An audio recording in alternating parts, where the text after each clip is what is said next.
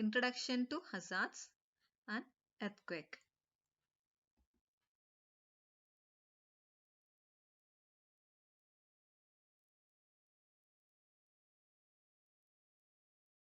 Certain natural phenomena produce environmental disequilibrium or disaster or hazards causing large-scale destruction of human life and property. These hazards are accidental and mostly humans do not play a significant role in this. However, sometimes human activities accelerate the process. Hazards management is an important issue that needs serious consideration.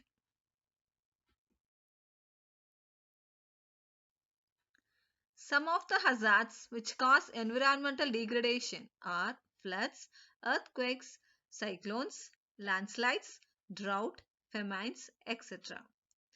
The magnitude and frequency of these processes depend on factors such as climate, geology, vegetation, and human activities.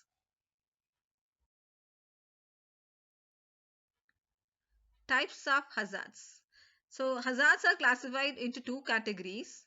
So one is natural hazard and another one is man-made or anthropogenic hazards.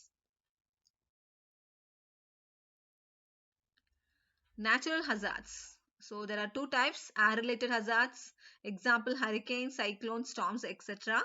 Water-related hazards, floods, droughts, etc.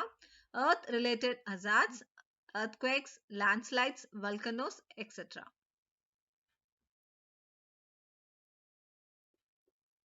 Anthropogenic hazards.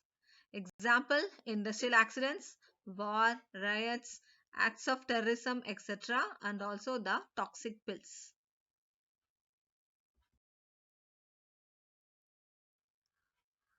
Earthquake. An earthquake is caused by a portion of the rigid crust of the earth giving way or getting fractured some distance below its surface.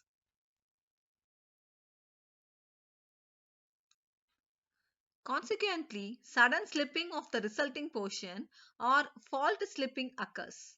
It is just a landslide on a large scale or a readjustment of the Earth's crust in response to a change of pressure deep distance of about 100 miles in the Earth's crust.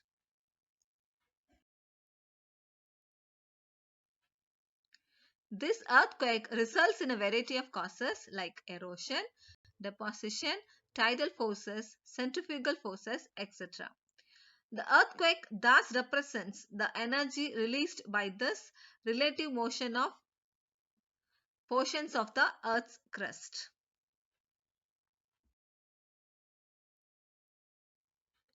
The place where the actual fracture occurs is called the focus of the earthquake. It is not a geometrical point but an extended region. The point nearest to the focus on the surface of the earth is called the epicenter.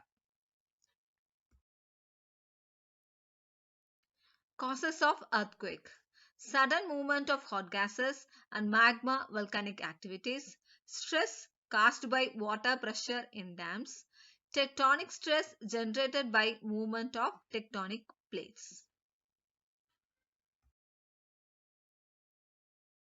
Types of earthquakes. Most of the earthquake occurrences are concentrated by narrow belts along the plate boundaries. These earthquakes are known as interplate earthquakes. The earthquakes occurring within the plate are known as intraplate earthquakes. The earthquakes can also be classified into three categories according to its depth of focus. They are shallow focus earthquakes with depth of focus less than 70 km. Nearly 80% of total earthquakes are shallow focus earthquakes. These types of earthquakes are of greater concern for earthquake resistant design. Intermediate focus earthquakes are earthquakes with a depth which lies between 70 to 300 km. Deep focus earthquakes are earthquakes having focal depth greater than 300 km. Intensity. A qualitative measure of the strength of an earthquake. Again, saying it is not a quantitative measure, it is a qualitative measure. So it depends on person to person, varies from person to person. It gives a gradation of strength of earthquake using observed damage to structures underground and reaction of humans to the earthquake shaking. So this is the difference between magnitude and intensity. So intensity is the strength of an earthquake perceived and felt by people in a certain locality. Intensity is generally higher near the epicenter, whereas magnitude is the energy released by an earthquake at the focus, that is inside the surface. It is calculated from earthquakes recorded by an instrument called a seismograph. An earthquake has many intensities, the highest near the maximum fault displacement and progressively to lower grade at further away. So maximum at the focus point. So when we move towards either left side or right side, the intensity will reduce. Since the measure is not instrumental, intensity can be assigned to historical earthquakes also. The popular intensity scale is the modified Mercalli scale with 12 gradation denoted by Roman numerals from 1 to 12.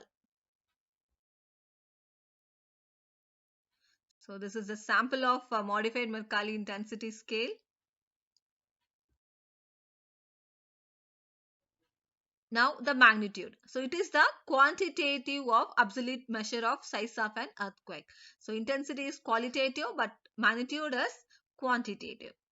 It can be correlated to the amount of wave energy released at the source of an earthquake. The elastic wave energy is that portion of total strain energy stored in lithospheric rock. It is not consumed as mechanical work. Example, through faulting during an earthquake. There are various magnitude scales in use. These scales differ from each other because those are derived from measuring different wave components of an earthquake. The magnitude of earthquake is usually measured in Richter scale. The Richter scale is logarithmic. That is, an increase of one magnitude unit represents a factor of 10 times in amplitude.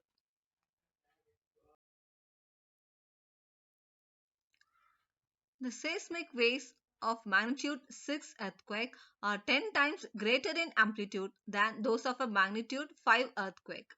However, in terms of energy release, a magnitude 6 earthquake is about 31 times greater than a magnitude 5. The intensity of an earthquake varies greatly according to distance from the earthquake, ground conditions, and other factors. Earthquakes are classified in categories ranging from minor to great depending on their magnitude as shown in the table. Effects of earthquake. Earthquakes really pose little direct danger to a person. People cannot be shaken to death by an earthquake. So earthquake doesn't kill, but the buildings collapsing will kill the person. Some of the main categories of earthquake effects are mentioned below. Ground shaking. It is a term used to describe the vibration of the ground during an earthquake. Ground shaking is caused by body and surface seismic waves. Buildings can be damaged by the shaking itself or by the ground beneath them settling to a different level than it was before the earthquake. Liquefaction of ground. When the water and soil are mixed, the ground becomes very soft and acts similar to quicksand. If liquefaction occurs under a building, it may start to lean, tip over, or sink several feet. Ground displacement. If a structure, a building, road, etc. is built across a fault, the ground displacement during an earthquake could seriously damage or rip apart that structure.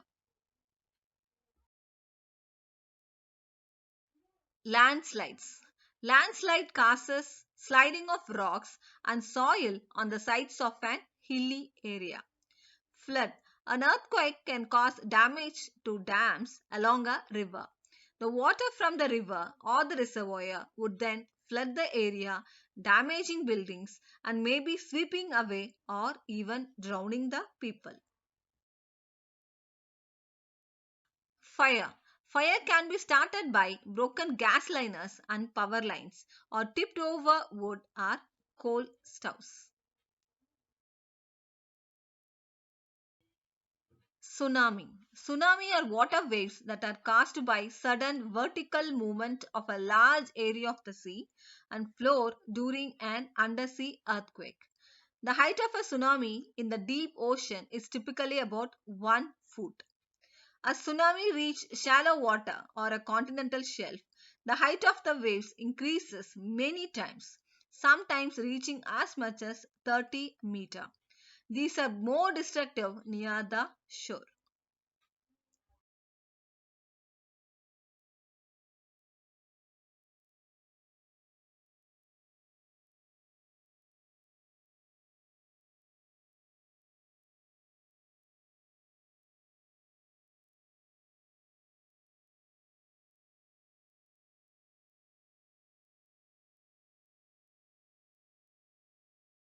Types of seismic waves. They consist of the following different types of waves: preliminary waves or body waves, and surface waves. The general pattern of these seismic waves is shown in the figure. So, body waves and surface waves.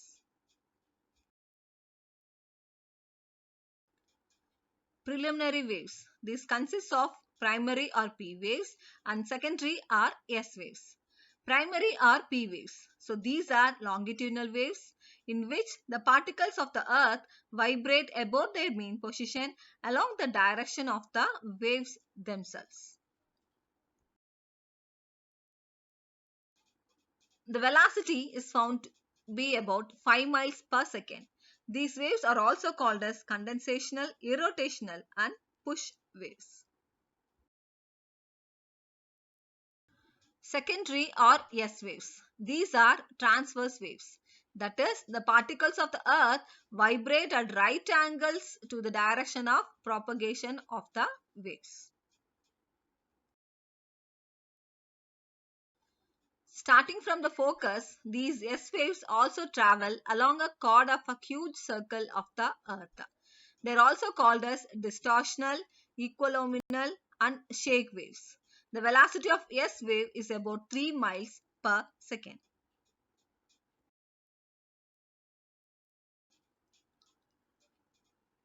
Then the surface waves. They also consist of two types of waves: Rayleigh waves and Love waves. So Rayleigh waves are found to remain confined to a comparatively thin layer in the close vicinity of Earth's surface.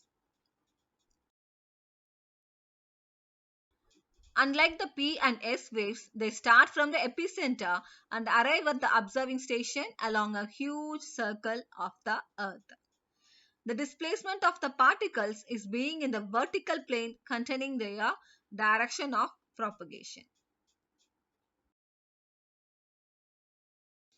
These waves thus persist over long distances along the surface of the earth and are almost unique in this respect. Due to heterogeneous scatter of earth, each single wave starting from the epicenter gets split up into a number of different sets of waves. Since each set has a different wavelength, velocity, etc., we receive a series of oscillation instead of a one single kick or throw at the observing station. Waves.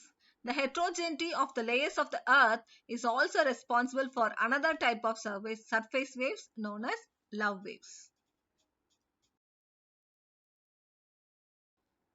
In these waves, the displacement of the earth is horizontal but transverse to the direction on the earth propagation.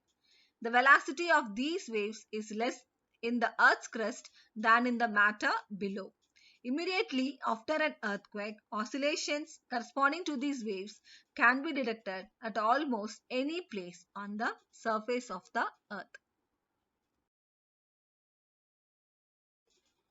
Unlike P and S waves, these waves get intermingled with Rayleigh waves to form a somewhat complicated system of waves. These are called long or L waves or the main shock, registering themselves as a long series of oscillations.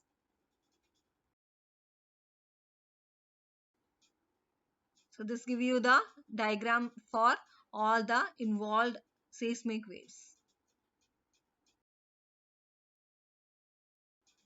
Seismology. The study of the seismic waves constitutes the science of seismology. It deals with earthquakes and seismic waves that move through and around the earth. Seismographs. A seismograph or a seismometer is an instrument used to record the earth tremors or the seismic waves to some dynamical function of which, like displacement, velocity, acceleration, etc., they respond or react. The record of the vibrations so obtained is called the seismogram. The instruments responding to displacement are of the mechanical type. All vibrations of the earth may be reduced into vertical and horizontal components. The problem thus reduces itself to merely recording these vertical and horizontal vibrations.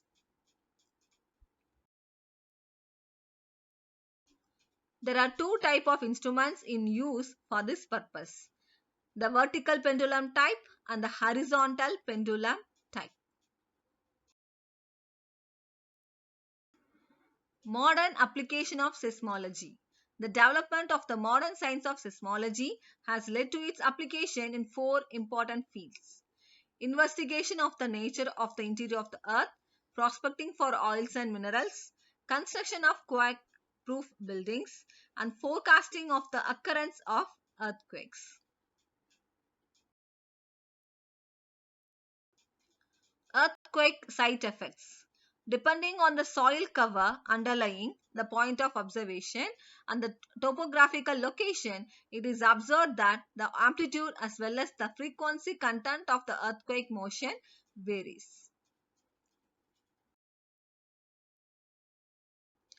Some of the contributing factors that are responsible for ground motion modification are discussed here.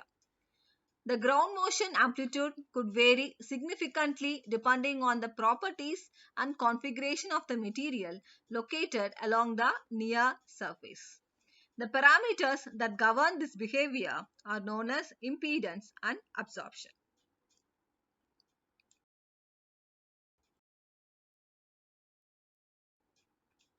It is observed that seismic waves at the same epicentral distance would be higher on low density, low velocity soil compared with the high density, high velocity rock. The second parameter, that is absorption, counteracts the increase in amplitude. Absorption is the damping associated with the propagation media and is higher in soils compared to the rocks. When an elastic wave travels through a layered media at the interface, part of the wave is transmitted and part of it gets reflected, and the process is governed by the term impedance ratio. It is given by rho 2 V2 by rho 1 V1. You can see the diagram from here.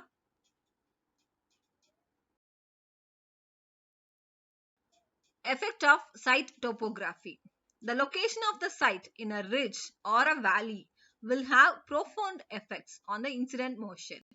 The theoretical formulations indicate that in case of ridge that is approximated as a triangular wedge, the apex displacements is amplified by a factor of 2 pi by phi, where phi is the vertex angle of the wedge.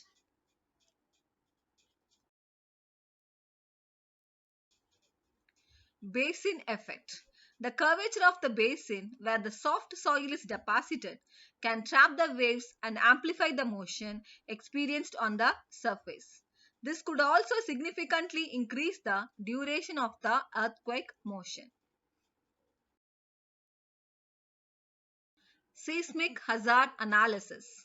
Seismic hazard is defined as any physical phenomenon such as ground shaking or ground failure which is associated with an earthquake and that may produce adverse effects on human activities. Seismic hazard analysis involves the quantitative estimation of ground shaking hazards at a particular area. The most important factors affecting seismic hazard at a location are earthquake magnitude, the source to site distance, earthquake rate of occurrence, and duration of ground shaking. Types of seismic hazard analysis. It is analyzed in two ways. Deterministically, as when a particular earthquake scenario is assumed, probabilistically, in which uncertainties in earthquake size, location, and time of occurrence are explicitly considered. Deterministic seismic hazard analysis DSHA. It is done for a particular earthquake, either assumed or realistic. DSHA approach uses the known seismic sources sufficiently near the site and available historical seismic and geological data. These data are used to generate discrete single valued events or models of ground motion at the site. Typically, one or more earthquakes are specified by magnitude and location with respect to the site. Usually, the earthquakes are assumed to occur on the portion of the site closest to the site. The site ground motions are estimated deterministically given the magnitude, source to site distance, and the site condition. Four steps in DSHA. First step, identification and characterization of all the sources. Second step, selection of source site distance parameter. Third step, selection of the controlling earthquake. Fourth step of hazard depends on definition of hazard using controlling earthquake.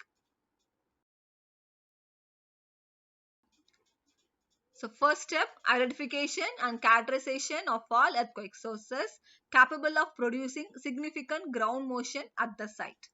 Source characterization includes definition of each source's geometry, the source zone, and earthquake potential. Selection of a source to site distance parameter for each source zone involves the second step.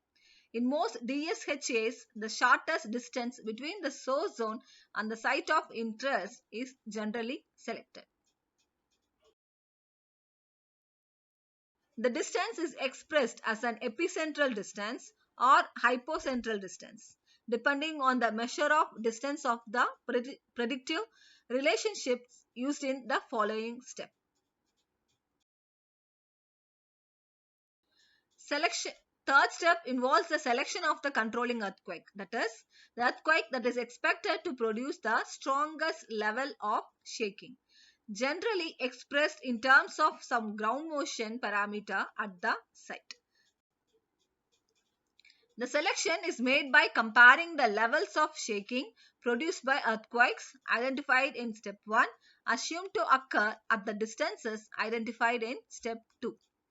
The controlling earthquake is described in terms of the size, usually expressed as magnitude and distance from the site. Fourth step. The hazard at the site is formally defined, usually in terms of the ground motions produced at the site by the controlling earthquake. Its characteristics are usually described by one or more ground motion parameters obtained from predictive relationship of the types.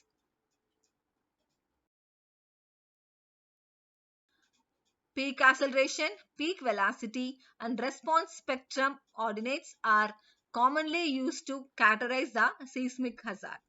Expressed in these four compact steps, DSHA appears to be a very simple procedure. When applied to structures for which failure could have catastrophic consequences, such as nuclear power plants and large dams, DSHA provides a straightforward framework for evaluation of worst case ground motions. However, it provides no information on the likelihood of occurrence of the controlling earthquake. Perhaps most important, DSHA involves subjective decisions, particularly regarding earthquake potential, which is followed in step 1. Applications of DSHA. It is used for some significant structures such as nuclear power plants, large dam, large bridges, hazardous waste containment facilities as a cap for probabilistic analysis, which comes in the next topic.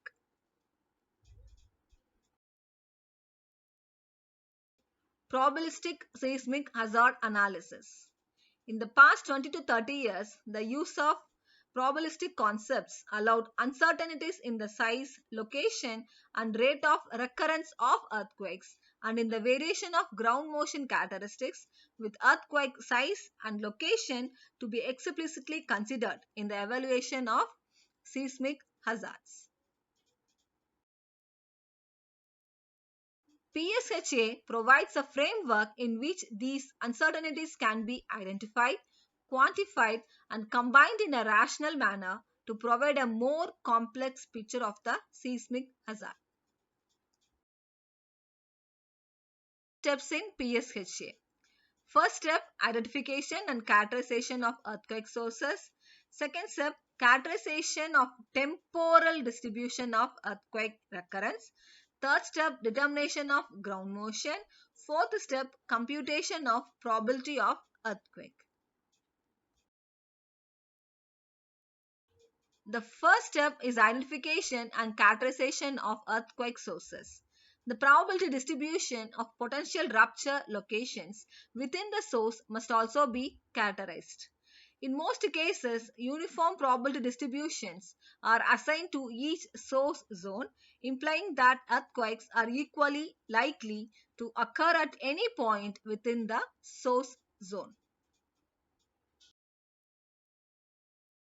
These distributions are then combined with the source geometry to obtain the corresponding probability distribution of source to site distance. Second step, the seismicity or temporal distribution of earthquake recurrence must be characterized. A recurrence relationship which specifies the average rate at which an earthquake of some size will be exceeded is used to characterize the seismicity of each source zone. The recurrence relationship may accommodate the maximum size earthquake, but it does not limit consideration to that earthquake alone.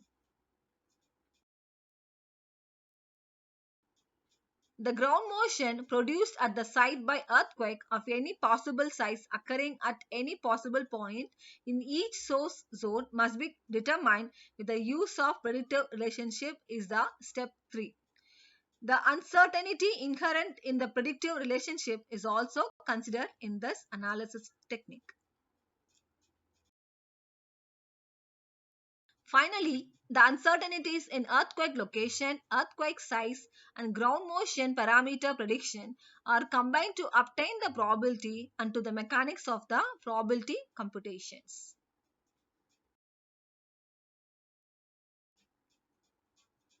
The 4 steps involved in PSHA is explained here.